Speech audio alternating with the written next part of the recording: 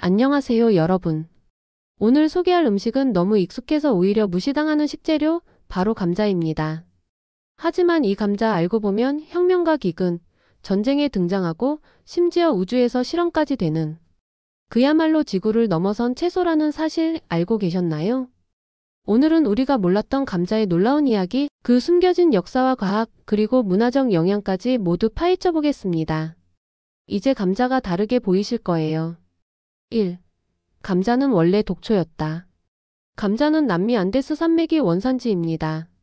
고대 잉카 문명에서는 감자를 하늘에서 내린 선물이라 여겼죠. 그런데 초기에 유럽으로 건너갔을 때 감자는 환영받지 못했습니다. 왜냐고요? 가지가 식물인 감자는 일부 품종이 독성이 있었고 잎과 싹에는 솔라닌이라는 독성 물질이 있어서 유럽인들은 악마의 열매, 병을 옮기는 뿌리라고 여겼습니다. 결국 감자가 인정받기까지는 무려 200년 이상이 걸렸답니다. 2. 프랑스를 구한 감자 파르망티에의 전략. 18세기 프랑스 식량난으로 굶주리던 시절, 과학자 앙투안 파르망티에는 감자의 영양가를 입증하고 싶었습니다. 하지만 모두들 감자를 병주는 식물이라며 거부하자 그는 놀라운 방법을 씁니다. 감자밭에 병사들을 세워 지키게 했다. 사람들은 감자가 엄청 귀한 식품인가 보다 하며 밤에 몰래 감자를 훔쳐 심기 시작했고 결국 감자가 프랑스 전역에 퍼졌습니다. 마케팅 천재가 아니었으면 지금 감자튀김도 없었을지도. 3. 감자가 전쟁보다 무서웠던 사건. 아일랜드 대기근. 1845년부터 1852년 아일랜드에서는 감자 역병이 돌면서 국민의 주식이었던 감자가 대량으로 썩어버립니다.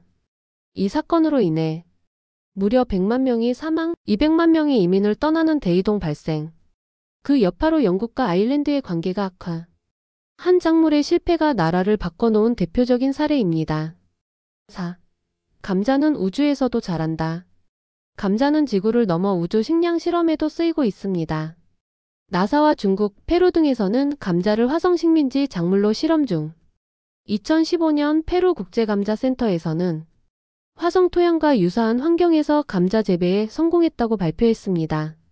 이 실험은 영화 마션의 영감을 받기도 했어요. 감자는 단단하고 영양 많고 저장도 쉬워서 우주 생존 식량 1순위로 꼽히고 있답니다. 5. 감자의 재밌는 진화 채소일까 곡물일까? 감자는 외형상 채소지만 영양학적으로는 탄수화물 비중이 높은 곡물과도 유사합니다. 그래서 일본에서는 감자를 쌀 대체 작물로 활용. 북한에서도 감자 농사를 국가 식량 전략으로 장려. 한국에서도 감자떡, 감자국수, 감자빵 등 다양한 전통 음식으로 재해석 중. 감자는 배고픔을 해결해주는 뿌리 곡물이자 만능 요리 재료입니다. 이제 감자가 단순한 부재료가 아니란 거 느껴지셨나요? 우리를 살리고 문명을 바꾸고 이제는 화성까지 진출한 감자. 그야말로 작지만 위대한 채소라고 할 수 있겠죠? 다음에도 이렇게 숨은 이야기로 찾아뵙겠습니다. 좋아요와 구독, 알림 설정은 잊지 마시고요. 감자처럼 튼튼하고 든든한 하루 되세요. 안녕하세요. 1분 토막 정보입니다. 흰 털, 까만 코, 그리고 엉금엉금 걷는 귀여운 모습으로 유명한 북극곰. 하지만 오늘은 단순한 귀여움이 아닌 극한의 환경을 이기는 생존의 달인, 그리고 지구기후 위기의 상징으로서 북극곰의 잘 알려지지 않은 놀라운 이야기들을 들려드릴게요. 그 북극곰은 단순한 동물이 아니라 과학자도 놀란 진화의 정점입니다. 지금 바로 확인하세요. 1. 북극곰은 사실 하얀 곰이 아니다. 북극곰의 털은 하얗게 보이지만 실제로는 완전 투명한 색입니다. 그리고 피부는 완전히 새까맣죠. 왜냐고요? 투명한 털은 빛을 산란시켜 눈과 얼음 속에서도 보호색이 되고 검은 피부는 극한 환경 속에서 태양열을 최대한 흡수하기 때문입니다. 얼음의 위장, 체온 유지라는 완벽한 이중 전략. 2. 북극곰은 수영선수이자 잠수 전문가. 북극곰은 한 번에 100km 이상 수영할 수 있습니다. 심지어 1시간 넘게 잠수도 가능해요. 발가락 사이에 얇은 막이 있어 물갈퀴처럼 작용. 30cm나 되는 큰 앞발로 노처럼 물을 저 앞으로 나아감. 지방층은 최대 10cm 이상 추위를 막는 천연 잠수복이죠. 바다 위의 곰이라 불리는 이유, 괜히 붙은 별명이 아니랍니다. 3. 북극곰은 실제로는 하마보다 가까운 친척이다. 우리가 보기엔 곰과 곰이 닮았으니 당연히 같은 곰끼리 가까울 것 같지만 북극곰은 유전적으로 불곰과 가까운 듯 보이지만 최근 연구에 따르면 북극곰의 조상은 약 60만 년 전 하마와 같은 수중 생물에서 진화한 경로도 공유하고 있습니다. 곰이 아니라 진화한 반 수생 포식자라는 해석도 있어요. 4. 북극곰은 육식동물 중 가장 식단이 위험하다. 북극곰은 거의 100% 육식에 의존합니다. 대표적인 먹이는 바다표범, 하지만 문제가 생기기 시작했죠. 빙하가 줄면서 사냥터인 얼음 위에서 먹이를 찾기 어려워짐. 굶주린 북극곰이 쓰레기장, 마을까지 침입하는 경우 증가.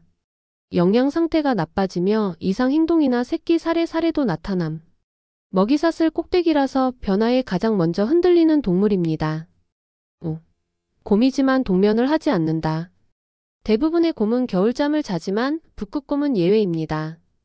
바다 위를 떠돌며 먹이를 찾아다녀야 해서 동면이 불가능. 대신 임신한 암컷만 눈 속에 굴을 파고 수개월간 휴면. 그 사이 체온은 거의 유지되며 자신의 지방을 태워 새끼에게 젖을 물리는 헌신적인 엄마랍니다. 6. 북극곰은 원주민 문화와도 밀접하다. 북극곰은 이누이트족, 척치족 같은 북극 원주민들에게 단순한 동물이 아닙니다. 북극곰을 영혼이 있는 존재로 여기며 사냥 시 의식 수행, 뼈와 가죽, 지방을 빠짐없이 사용하는 지속 가능한 삶의 방식. 현대에는 북극곰이 기후 위기의 상징이자 문화적 정체성. 북극곰의 생존은 단순히 동물 문제가 아니라 인간 문화와도 연결된 이야기입니다. 북극곰은 귀여운 아이스크림 광고 캐릭터 그 이상입니다. 그들은 혹독한 환경을 이겨낸 진화의 산물이자 지구기후 변화의 가장 첫 번째 희생자이기도 하죠. 앞으로 우리가 북극곰을 지킬 수 있을까요? 그 질문은 결국 우리가 이 지구를 어떻게 다루느냐에 대한 대답일지도 모릅니다. 좋아요와 구독은 북극곰에게도 따뜻한 응원이 됩니다. 다음에도 생생한 동물 이야기로 찾아올게요. 안녕하세요. 1분 토막 정보입니다. 지구에는 아직도 풀리지 않은 미스터리한 장소들이 존재합니다. 그 중에서도 특히 이상한 섬 하나. 분명히 기록에 있었는데 지금은 아무 지도에도 없습니다. 그 이름은 바로 몽환의 섬. 존재했지만 사라진 섬, 눈에 보이지 않는 섬, 기억 속에만 남은 섬. 과연 이 섬은 실존했을까요? 아니면 집단적인 착각이 만들어낸 허상이었을까요? 지금부터 지도에서 사라진 섬의 미스터리 속으로 떠나봅니다. 1. 몽환의 섬의 시작은 어디였을까?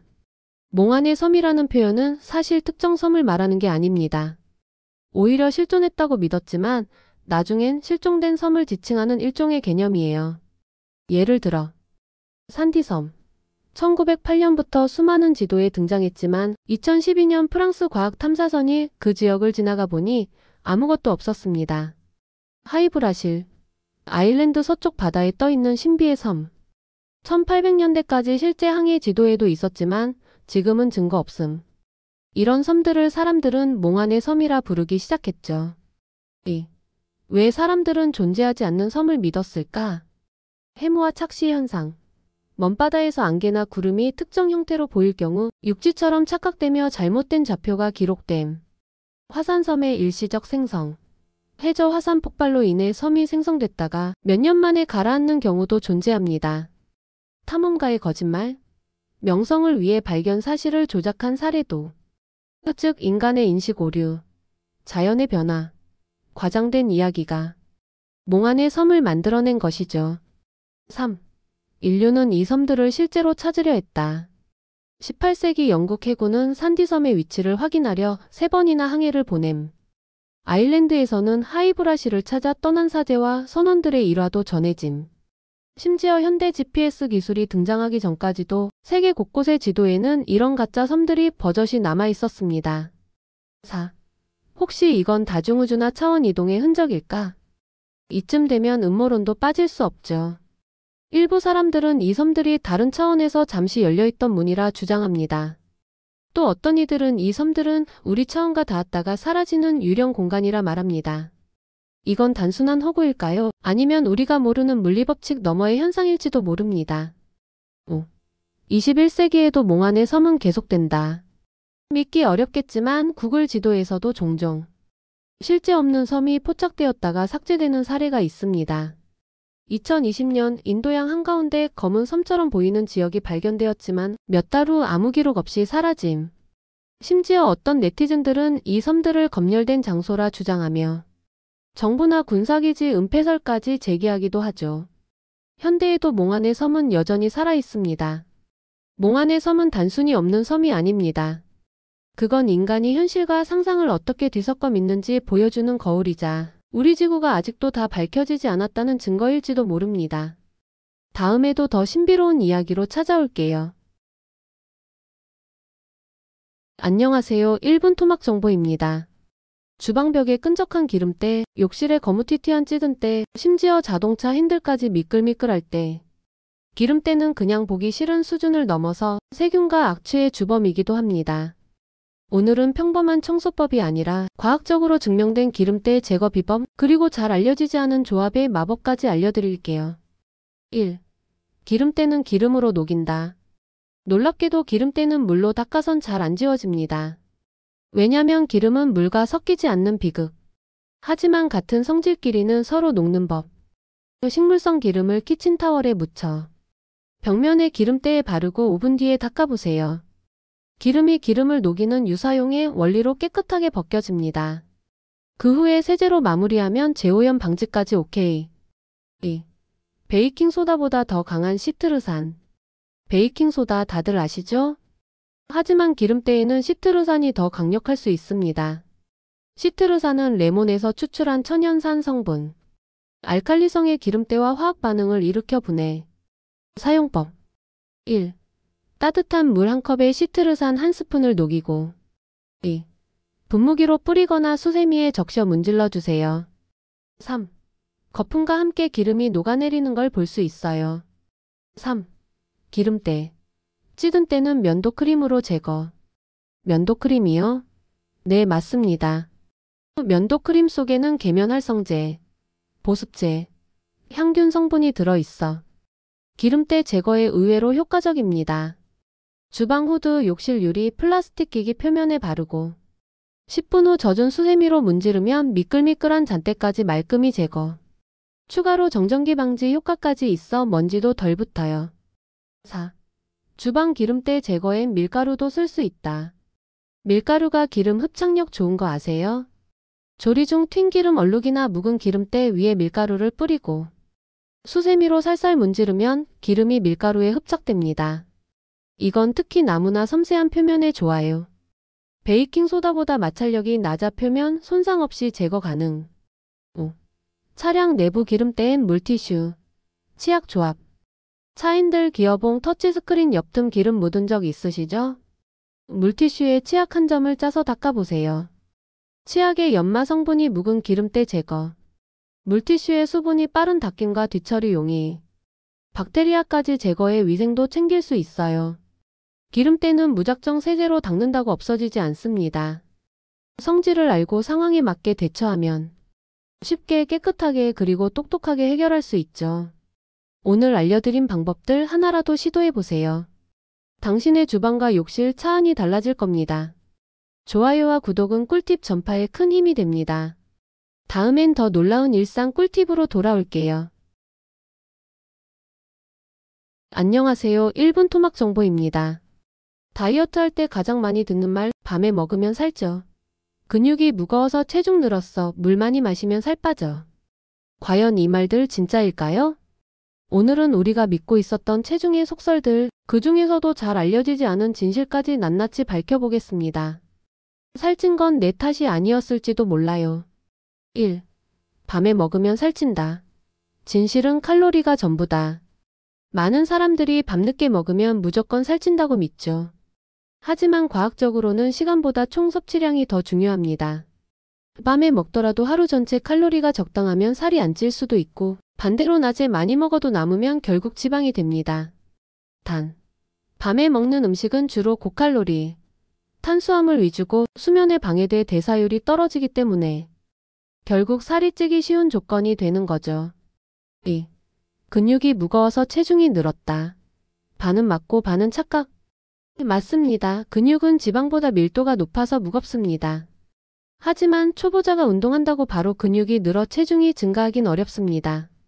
초반 체중 증가는 대부분 수분 증가, 염분 섭취, 글리코겐 축적 때문, 운동을 멈추면 다시 빠지는 것도 이 때문이죠. 실제로 근육량 1kg 늘리려면 수개월 이상의 고강도 훈련이 필요합니다. 3. 물 많이 마시면 살 빠진다. 일정 부분만 사실. 물을 많이 마시면 신진대사를 일시적으로 높이고 포만감을 줘 식욕을 억제하는 효과가 있습니다. 하지만 물 자체가 체중 감량을 일으키는 건 아닙니다. 단기간엔 오히려 체중이 늘어난 것처럼 보일 수도 있어요. 왜냐면 몸이 수분을 일시적으로 보유하거든요. 단, 식전 30분의 물 한 컵은 과학적으로도 체중 감량에 도움을 줍니다. 4. 땀을 많이 흘리면 살 빠진다. 빠지는 건 지방이 아니라 수분. 땀을 흘려 체중이 줄었다고 해서 이야 살 빠졌다 하는 경우 많죠. 하지만 땀은 체온 조절을 위한 수분 배출일 뿐 지방이 타는 건 산소와 결합해 이산화탄소와 수분으로 배출되는 과정이에요. 즉 사우나나 땀복 다이어트는 체중만 일시적으로 줄이고 지방은 거의 안 줄어든다는 것. 운동으로 땀을 흘렸다면 의미 있지만 단순히 땀 빼는 건 탈수만 유발할 수 있어요. 5. 아침에 체중이 더 적게 나가는 이유는 수분과 음식 때문. 아침에 체중을 재면 어제보다 1kg 빠져있는 경우 경험 있으시죠? 그건 대부분 수면 중 호흡과 땀으로 수분이 빠져나갔기 때문입니다. 또한 전날 섭취한 음식이 위장에 머물러 있다가 소화되면서 배출되기 때문이기도 하죠. 즉 밤과 아침의 체중 차이는 지방량 변화가 아니라 일시적 수분과 음식 무게의 차이라는 점. 그래서 체중 측정은 항상 같은 시간, 같은 조건에서 하는 것이 중요합니다. 체중계는 진실을 말하지 않습니다. 정확히 말하면 단순히 수치만 보고 판단하면 오해하기 쉽다는 거죠. 진짜 중요한 건 몸무게가 아니라 체지방률, 근육량, 그리고 건강한 생활 습관입니다. 다음에도 여러분이 궁금했던 하지만 잘 몰랐던 속설과 진실로 돌아올게요. 안녕하세요. 1분 토막 정보입니다. 유럽 여행하면 빠지지 않는 도시, 포르투갈의 수도 리스본. 하지만 이 도시 이름의 유래에 대해 들어본 적 있으신가요? 단순히 예쁜 도시라는 이미지 너머엔 고대 페니키아 상인과 그리스 신화 속 영웅, 심지어 로마 제국의 그림자까지 얽힌 놀라운 이야기가 숨어 있습니다. 지금부터 리스본이라는 이름 속에 담긴 믿기 힘든 어원과 역사적 미스터리를 풀어보겠습니다. 1. 리스본. 울리시스의 도시? 리스본의 고대 이름은 올리시포 혹은 올리시포. 이 이름의 가장 유명한 유래설은 바로 그리스 신화 속 오디세우스가 트로이 전쟁 후 방황 끝에 도착해 직접 세운 도시라는 이야기입니다. 울리시스가 이베리아 서쪽 끝에 도시를 세웠고 그의 이름에서 올리시포가 유래되었다. 하지만 고고학적으로는 이 설이 확인되진 않았고 로마 시대 이후 퍼진 민속 전설로 보는 게 정확합니다. 2. 페니키아 상인들이 먼저다. 그보다 더 유력한 설은 기원전 1200년경 페니키아인들이 이 지역에 정착하면서 도시 이름을 알리스 우보, 즉 안전한 항구라 부르던 데서 유래되었다는 겁니다. 알리스, 안전한, 우보, 항구. 이 말이 로마식 라틴어로 변형되어 올리시포, 리사본, 리스번으로 변화했다는 것. 지형적으로도 리스본은 테그스 강하구에 위치해 자연적인 항만 조건이 매우 뛰어났기 때문에 신빙성 있는 설명입니다. 3. 로마 제국이 남긴 흔적. 펠리키타스 율리아 올리시포. 로마가 이 지역을 정복한 후에는 도시 이름을 펠리키타스 율리아 올리시포로 바꿉니다. 이는 아우구스투스 황제를 기리는 의미이기도 했죠. 펠리키타스, 행운 번영, 율리아, 율리우스 가문, 올리시포, 기존의 지역명. 이는 곧 로마화된 이름 속에 고대 이름이 살아남은 형태라는 뜻입니다. 4. 리슈브나, 리슈보아, 언어 속 흔적들. 중세 시기에는 아랍어권 지배 아래 리스본은 아루시브나로 불렸습니다. 이 단어가 점차 라틴어와 포르투갈어화되며 리슈보나, 리슈보아, 리스보아, 리스번 이란 다양한 형태로 발전했습니다. 즉 리스본은 고대, 중세, 현대 언어가 덧씌워진 이름의 타임캡슐이라 할 수 있습니다. 5. 도시 이름의 숨겨진 정체성. 리스본이라는 이름은 단순한 표기가 아닙니다. 이름 속에는 신화, 무역과 해상기술, 제국의 흔적, 이슬람 문화와 포르투갈 정체성까지 수천 년의 흔적이 농축돼 있습니다. 지금 우리가 부르는 리스본은 사실상 수많은 문명이 남긴 흔적의 결과물인 셈이죠. 여행지 이름 하나에도 이렇게 방대한 이야기가 숨어 있다니 놀랍지 않나요? 리스본은 단순한 도시명이 아니라 전설과 무역, 제국과 문명의 연결고리였던 셈입니다. 다음에도 세계 도시들의 이름에 숨겨진 미스터리로 돌아올게요. 구독과 좋아요 부탁드려요.